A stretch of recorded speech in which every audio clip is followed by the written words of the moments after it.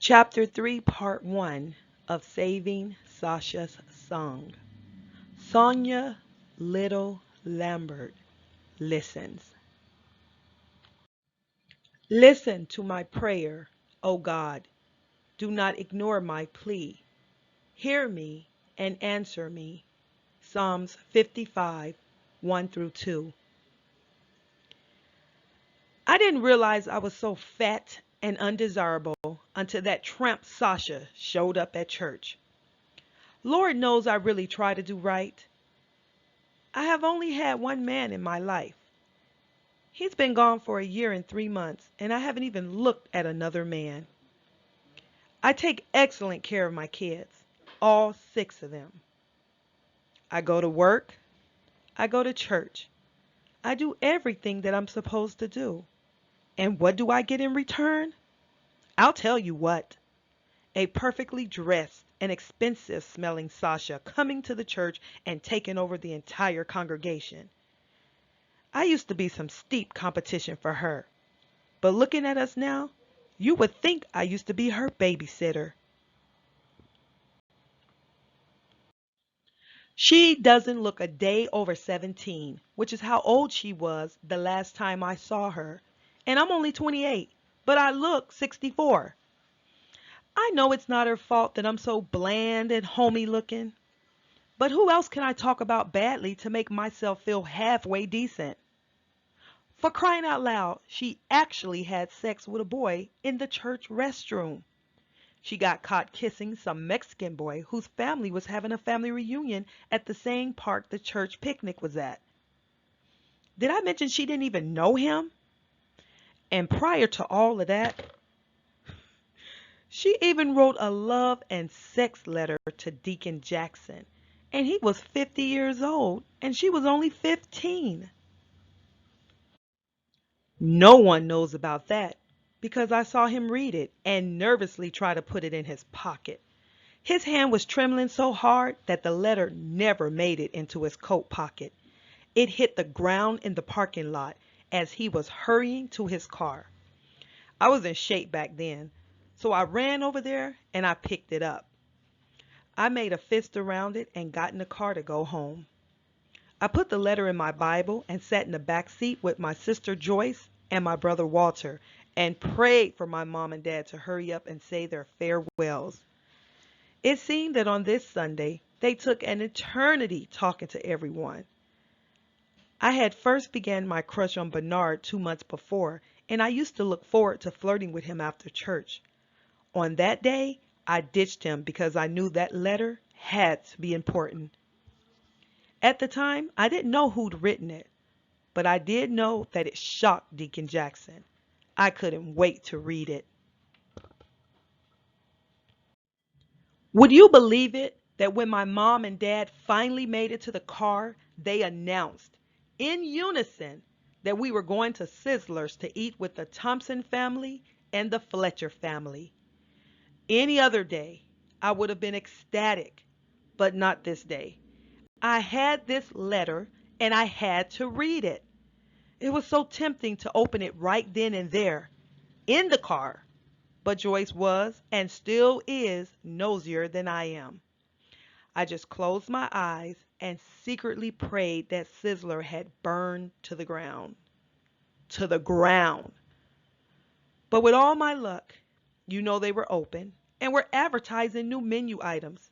And we ended up staying there for appetizers, the main course, and dessert.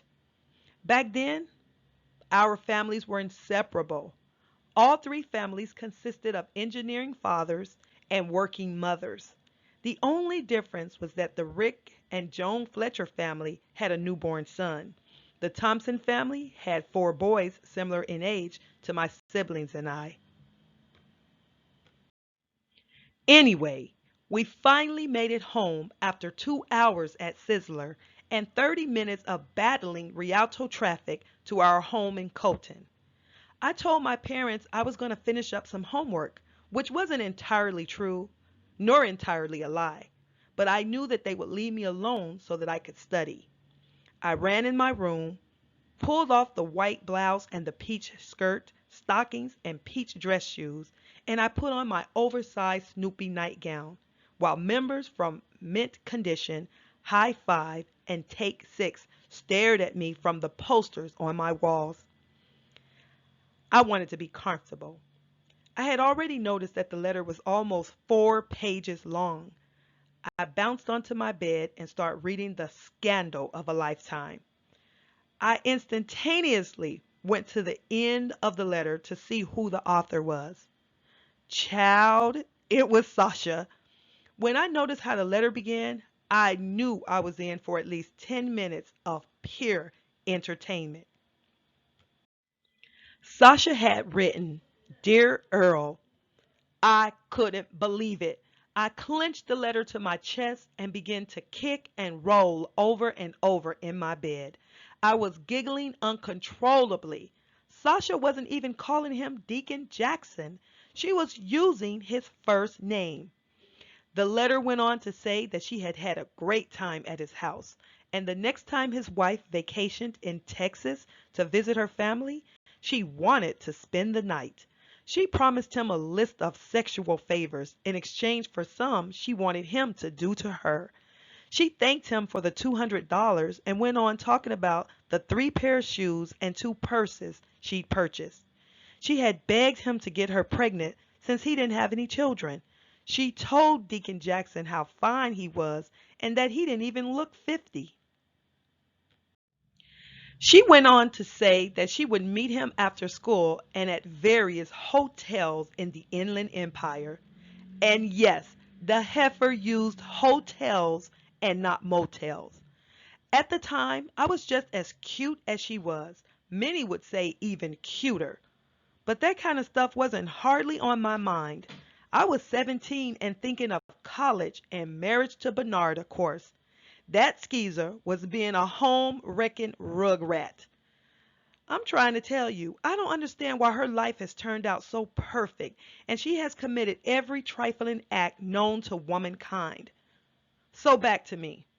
How on heaven and earth does a regular old church-going 5th grade school teacher and mother like myself end up living the life of a complete and utter turmoil?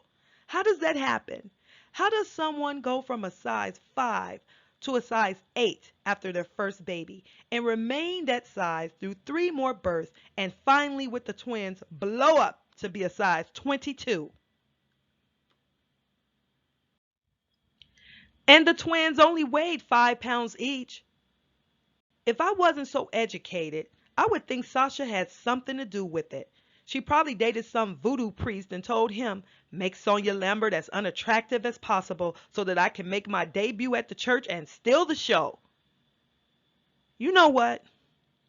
I am going to just push all of this Sasha stuff to the back of my head and the back of my agenda. I got 4 mouths to feed. Don't get me wrong, I love my children. I love my husband. Honestly, up until today, I actually loved my life. But seeing Sasha again just stirred things up. I wish I could have stayed in Pasadena at my parents' home instead of rushing back here to attend church. Forgive me, God. Why am I taking it out on you? I am so sorry. I'm losing my mind over here. Maybe I'll just take the kids to McDonald's and let them play while I read a devotional book. Yeah, that's the plan. That will give us about an hour and a half away from here. Kids, put your shoes on. We're going to McDonald's. I always let my kids play for about 30 minutes before I order their food. I used to stand in the line, buy the food, but they would run and play anyway. The food would get cold and they wouldn't be interested in it anymore. As soon as we got to McDonald's, Bendy and Byron went right for the play area. The 2 little ones were in a double stroller and had to wait for me. Belinda was ripping up my devotional book that I had placed next to her in the back seat, while Braxton was trying to climb out and run with the older ones.